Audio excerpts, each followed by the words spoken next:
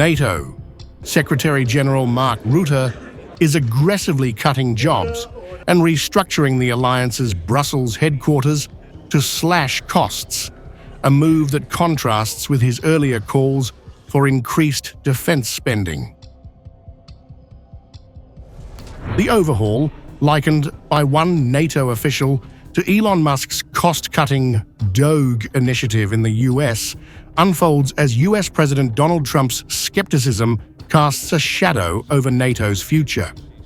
Politico broke the story, citing 3 current NATO officials and 1 former senior official.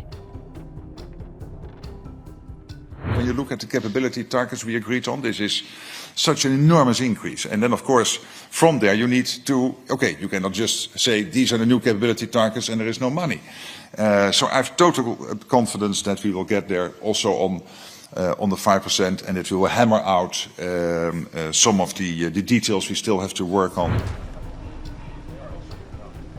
Taking the helm in October 2024, after Jens Stoltenberg's decade-long tenure, Rutte has moved swiftly to trim NATO's budget. In recent internal meetings, he announced plans to reduce the alliance's international staff divisions from 8 to 6, eliminating the Public Diplomacy Division and Executive Management Division. Their roles will be absorbed elsewhere, and the Assistant Secretaries General, France's Marie-Doha Besancenot, and Italy's Carlo Borghini, will lose their positions.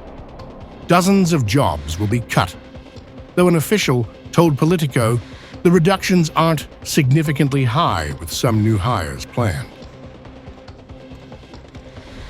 The cost-cutting measures come despite Rutte's earlier pledges to boost defense spending to strengthen NATO amid wars in Ukraine and the Middle East. Now, faced with Trump's warnings that the US may scale back its role in European security, Rutte appears focused on financial efficiency. NATO employs about 4,000 people, including 1,500 international staff.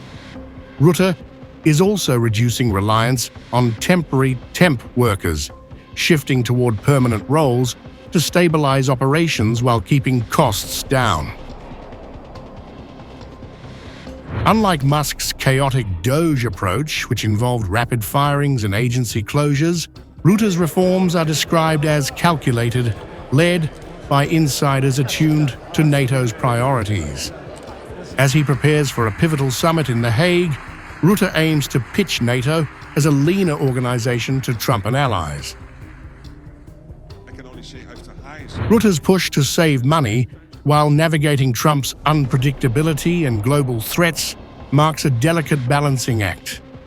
Over his 3.5-year term, he must reconcile his earlier defense spending rhetoric with the need to prove NATO's fiscal responsibility.